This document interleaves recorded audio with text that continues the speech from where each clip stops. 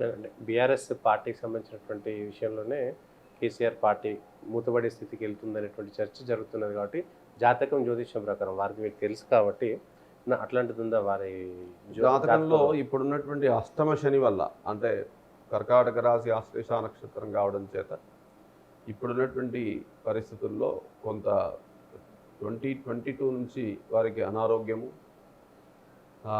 సరి అయినటువంటి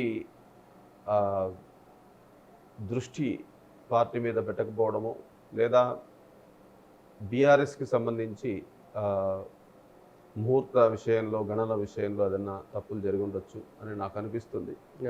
తద్వారా వచ్చినటువంటి సమస్యల్లో ముఖ్యంగా ఈ టీఆర్ఎస్ నుంచి బీఆర్ఎస్ వచ్చాక కొంతవరకు వారికి ఆ టీఆర్ఎస్ తెలంగాణ అనేటువంటి శబ్దం ఎంత చక్కగా వారికి అనుకూలించిందో, ఈ బీఆర్ఎస్ అనేది అనుకూలించలేదు అని ఈ యొక్క మా జ్యోతిష్య వర్గంలో ఉన్నటువంటి అనేక వర్గాల్లో చర్చ జరుగుతూనే ఉంది.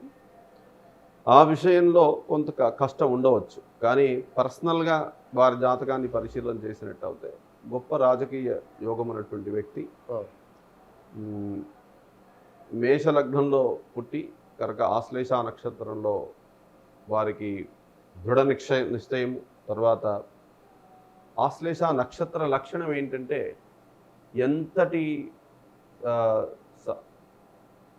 సమయం వ్యతిరేకతలు ఉన్నప్పటికీ దాంట్లోంచి తిరిగి వెనక్కి రాగల స్థితి ఉంటుంది. కాబట్టి అష్టమ శని అంటే ఆరోగ్య విషయంలో అనుకూలించినట్టు అయితే వారికి మళ్ళీ తిరిగి కొంతవరకు పుంజుకునే అవకాశం ముందు ఎలక్షన్స్లో, తర్వాత వచ్చే 5 సంవత్సరాల తర్వాత వచ్చేటువంటి ఎలక్షన్స్లో వారు తిరిగి పుంజుకునేటువంటి అవకాశం లేకపోలేదు. ఓకే, కేటీఆర్ కవిత అంతకుముందు వీరు ఇంకా మంచి, ఎందుకంటే ఇప్పుడే ఇంతకుముందే చెప్పాను మీకు, మోదీ గారి జాతకం, రాహుల్ గాంధీ గారి జాతకం పక్కపక్కన పెట్టుకున్నట్టు అవుతాయి. కొన్ని విషయాల్లో వారికి జాతకంలో ఇబ్బందులు కనబడుతున్నాయి. కానీ రాజకీయ స్థితి అంటే రాజకీయంలో రాజయోగాలను కనుక మనం తీసుకున్నట్టు అవుతే రాజయోగం ఇద్దరికీ బాగుంది, ఇద్దరిది అదే లగ్నం. అవును.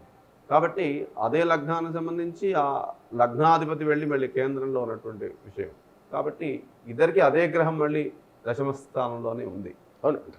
భావచక్రంలో కొంత వ్యత్యాసాలు వస్తాయి. అయితే ప్రిడిక్షన్ ఇచ్చేటప్పుడు భావచక్రాన్ని తీసుకోవాల్సి ఉంటుంది. అయితే మాకున్నటువంటి ఆ ఇన్ఫర్మేషన్ ఏదైతే ఉందో అది కరెక్ట్ అవునో కాదో తెలియదు. జ్యోతిష్యుడికి ఏదైనా మాకున్నటువంటి ఇన్ఫర్మేషన్ బట్టే మేము చెప్తాం తప్ప అదేదో మా సొంతంగా చెప్పుకోవడానికి అవకాశం ఉండదు. కాబట్టి చాలా సంవత్సరాల నుంచి నేను మీడియాలోకి రాకపోవడం కూడా కారణం అదే. ఎందుకంటే నిజం చెప్పడం అవసరం, ఇది ఒక శాస్త్రం అనే తీసుకుని శాస్త్రాన్ని ముందుకెళ్ళాలి. రాజకీయాలతో మాకు ఎలాంటి సంబంధం లేదు. మేము ఈ యొక్క అనేక సంవత్సరాల నుంచి కూడాను దాదాపుగా కొన్ని తరాల నుంచి ఈ వృత్తిలో ఉన్నటువంటి వాళ్ళు. కాబట్టి ఈరోజు ఒక పార్టీ వస్తుంది, ఇంకో పార్టీ వెళ్ళిపోతుంది, ఒక పార్టీ వస్తుంది, ఇంకో పార్టీ వెళ్ళిపోతుంది. అయితే మీకు తెలిసినటువంటి విషయం ముఖ్యమంత్రులకే మీరు ముహూర్తాలు పెట్టినటువంటి వాళ్ళు కాబట్టి నాకు తెలిసినంత వరకు చెన్నారెడ్డి గారు, ఎన్టీ రామారావు గారు వాళ్ళందరికీ కూడా పూజలు చేయించారు మా నాన్నగారు. కాబట్టి అక్కడ నుంచి అంటే చెన్నారెడ్డి గారు దగ్గర ఊరే మాది. కాబట్టి అలాగా మనం చూసినట్టు అయితే రాజకీయంతో మాకు సంబంధం లేదు. అయితే మీరు అడిగారు కాబట్టి రాజకీయంలో ఇప్పుడున్నటువంటి విశ్లేషణ నేను చెప్పాను.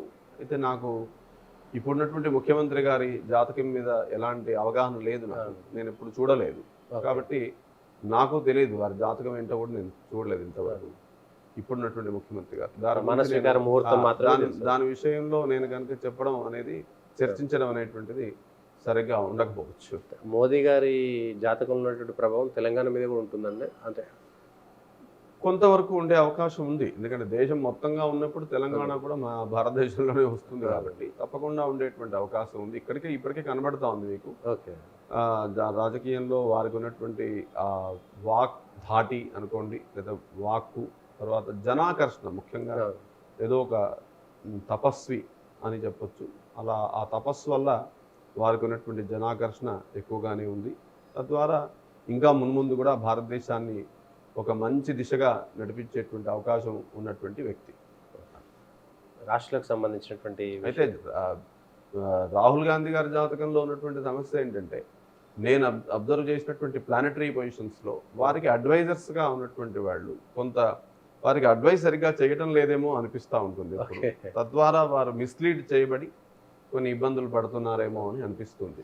ఇద్దరు జాతకాలు సేమ్ ఉన్నాయి. రాహుల్ గాంధీ గారు ప్రధాని కాలేదు కానీ సేమ్ లేవు కాబట్టి లగ్నం ఒకటే. ఆ లగ్నానికి సంబంధించిన గ్రహాలు 1950లో పుట్టారు ఎవరు, మన మోదీ గారు 1970లో పుట్టారు. సేమ్ అని చెప్పడానికి లేదు. అయితే జాతకంలో ఉన్న లగ్నం ఒకటే. లగ్నానికి సంబంధించి ఆ గ్రహాలు ఉన్నటువంటి స్థితి గురించి మీకు చెప్పాను. ఆ స్థితి ఉంది. దాదాపుగా రాజయోగం గురించి మాట్లాడినప్పుడు కొంత సమానమైనటువంటి రాజయోగమే అని చెప్పాను. రాజయోగమే లేనప్పుడు వారు ఆ స్థితిలోనే ఉండారు కదా. కాబట్టి వారు అంత పెద్ద పార్టీ, దాదాపుగా భారతదేశం ఇంకా విడిపోనంత వరకు బ్రిటిష్ వాళ్ళ చేతుల్లో కన్నా ఉండడం కన్నా ముందు నుంచి ఉన్నటువంటి పార్టీ కాంగ్రెస్. వారికే ఆయన అక్కడ ఉన్నత స్థానంలో ఉన్నటువంటి వ్యక్తి అంటే వారికి కూడా మరి ఆ యోగం లేనట్టు అయితే ఆ స్థితికి వారు రారేమో అని నా ఉద్దేశం.